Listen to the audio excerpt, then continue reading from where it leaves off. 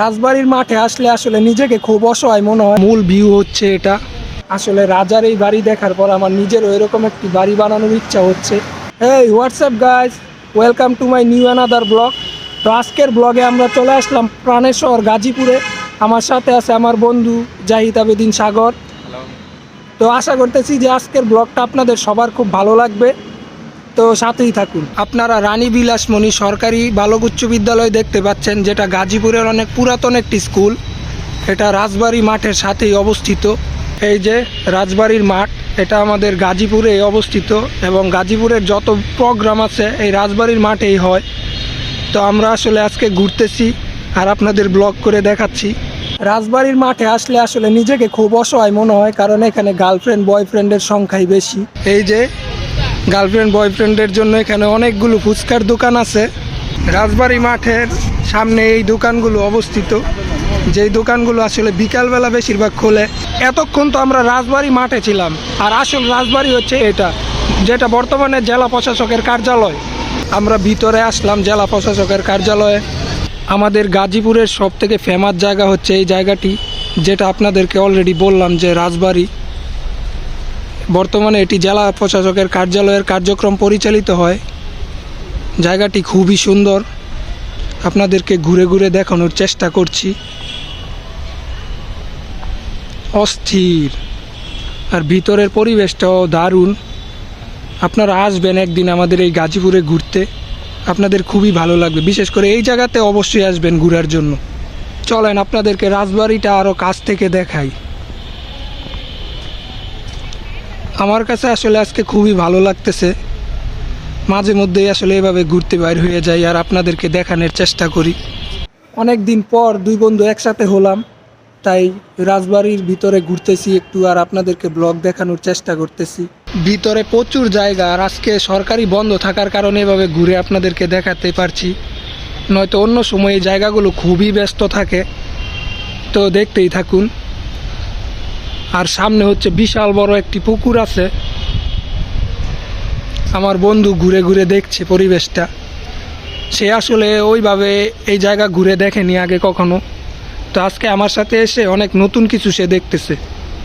আর এই সেই পুকুর, যদিও আজকে সরকারি বন্ধ, যার জন্য গেট বন্ধ, নয়তো আপনাদেরকে নিচে নেমে দেখাতে পারতাম। ভিতরে একটি মন্দির আছে, যেটা রাজবাড়ির মন্দির, শ্রী শ্রী মাধব মন্দির নামে পরিচিত। আপনারা অনেকেই ভাওয়াল রাজার ইতিহাস জানেন। এই সেই ভাওয়াল রাজার বাড়ি, যেটা আমাদের গাজীপুরেই অবস্থিত। ভিতরে বিশাল জায়গা, যেটা ঘুরে ঘুরে না দেখলে বুঝতেই পারতাম না। তো আপনাদেরকেও ঘুরে ঘুরে দেখাচ্ছি। আর এই যে আমার বন্ধু, সেও ঘুরে দেখছে। রাজবাড়ি ঘুরে অনেক নতুন নতুন অভিজ্ঞতা হলো। আসলে আমার ব্লগগুলো যদি ভালো লাগে, আপনারা অবশ্যই আমাকে সাপোর্ট করবেন, আমার ব্লগ শেয়ার করবেন, কারণ আপনাদের সাপোর্ট ছাড়া আমার সামনে আগানো সম্ভব না। মূল ভিউ হচ্ছে এটা, আর সামনেই সুন্দর একটি বাগান আপনারা দেখতে পাচ্ছেন জেলা প্রশাসক কার্যালয়ের সামনে।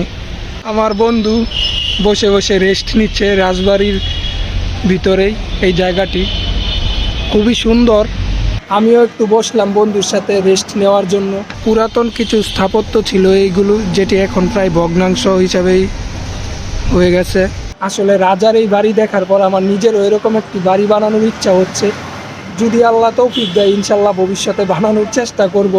আমরা এখন রাজবাড়ি থেকে বাইর হয়ে যাচ্ছি। রাজবাড়ির সামনে এই রাস্তাটি খুবই ব্যস্ততম একটি রাস্তা গাজীপুরের।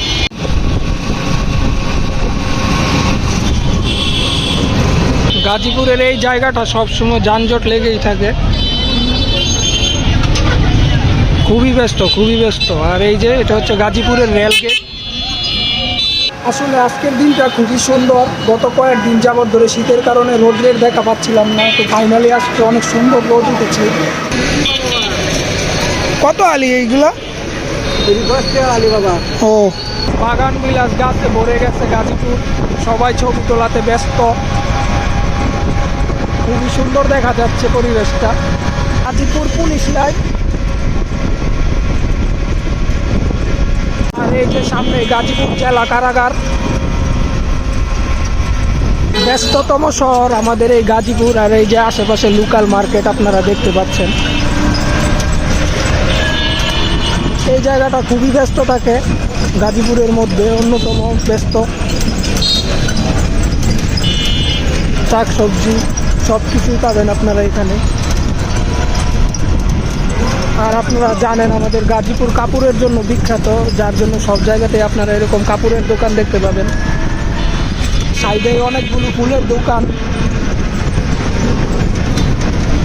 আবারও চলে আসলাম গাজীপুর রাজবাড়ি, খুবই সুন্দর। আজকের ব্লগে আপনাদেরকে গাজীপুর রাজবাড়িটা ঘুরে দেখালাম। আশা করছি ব্লগটা আপনাদের খুবই ভালো লেগেছে। আসলে একদিনে তো পুরো গাজীপুর ঘুরে দেখানো সম্ভব না, তাই ব্লগটা আজকের মতো এখানেই শেষ করছি। দেখা হবে নতুন কোনো জায়গায় নতুন কোনো ব্লগে। সবাই ভালো থাকবেন, ধন্যবাদ।